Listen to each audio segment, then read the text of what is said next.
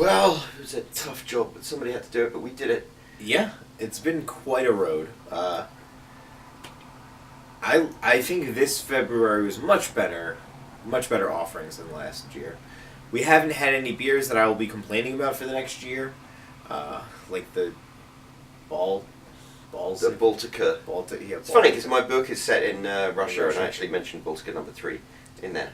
Did you mention how it's his? I said it was better than Budweiser. I don't even know about that. Interesting. That We might be might a have to hot give that a take. try. Yeah. Blind taste testing.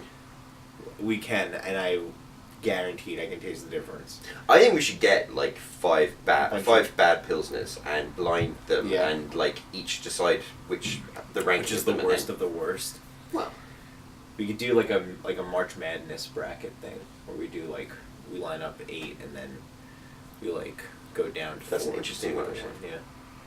So anyway, we are doing something today we've never done in the history of tasting notes. coherent And that- strategy and planning. What was that? We've never done that in history. Yeah.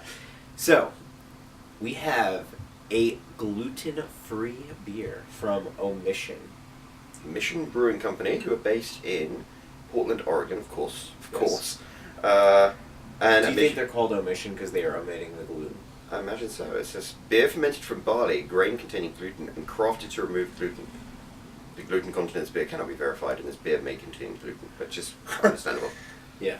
But it's interesting. So I know lager is not like your favorite style, but it is my favorite style. But it's going to be interesting to see. I've had gluten-free beer once before in my life, and it tasted like what I imagine menstruation tastes like. That's horribly specific. Okay, so it looks like a bit. It's a little hazy, so it's Yeah. not filtered. It's got a good head. I feel like I'm in Jurassic Park where he's like looking at the mosquito through the amber. It's like this is you need to see a urologist, mate. Yeah. It's got a decent smell. That doesn't really taste of anything. Yeah. It reminds me of. I went through a stage where I was trying to find like a good low-calorie beer, and there's like Michelob. yeah, there's Michelob Ultra Yeah. and Heineken Light and Budweiser do Bud 55, and it's like this. It doesn't really taste of anything. Yeah. It's This isn't. I mean, listen, it's not bad. It's not like. You know. It's not Baltica. no. I think it's interesting because I love my lagers, and I wouldn't drink this out of choice. I wouldn't like turn down a pint of it on a hot day, but Yeah, I wouldn't. I don't think I would like be excited. Like if I saw this on a beer menu, I'd be like, "Oh my god, Omission!" I'd be like, but it doesn't. It's not. I don't think it's bad. It's yeah. It's just it is what it is. Yeah. It's like. So, and I mean, they had the challenge of having to remove the gluten. So I think I've never had another gluten-free beer, so I don't know how. I'm curious what that means by removing the gluten.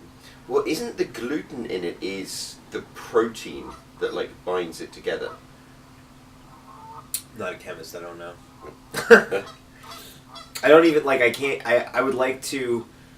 And yes, you on. So okay. So when. A little backstory on this one. We're going off on a tangent.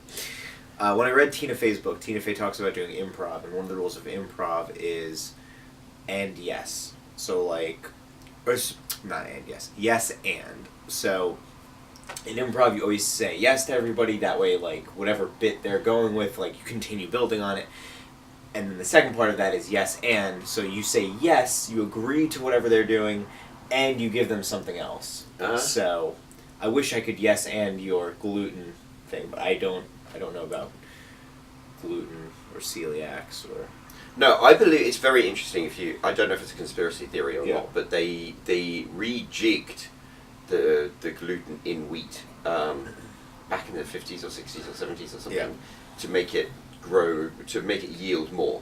And that's interestingly, some people say that's when like all these people with celiac problems came, but I don't know if that's true or not. So. And we don't spread it's probably fake news partial. It's probably partially true, but on the other hand, all these times they were like, oh, he died because of the black lung. It was like, oh, he died because he's allergic to peanuts. Like, That's true. you know, like, you're not. People weren't living to be that age. They didn't know what that. You know, like, They might have just been like, yeah, he just has bad digestion. he's got so- cholera. Yeah, right. You know, So he died of dysentery. No, he died of, you know, died of anaphylaxis. but Well, yeah. on that note, On that note, thank you very much for keeping up with right. this. Thanks for February. keeping up with Feb-Brew-Ary. With our wild tangents that we go on. Yeah. But we... This was a fun month, and we're gonna obviously continue doing tasting notes. But I think we're going to go back to... We might try some wines. Yeah, we're gonna expand our palates a little bit. Yeah, and we'll get some more whiskey going. So we're going to... The next Oh, yeah. whiskey, I believe, we're going to do... Is going to be Widow Jane Bourbon. Made Okay. in upstate New York. Because I'm That's buying fair. myself a bottle of that when I finish one. Sounds good. I saw whiskey the other day that I'm excited to buy for you. So Awesome. Thank you very much, and we will... see you. Not see. Well, not see you tomorrow. Just see you soon.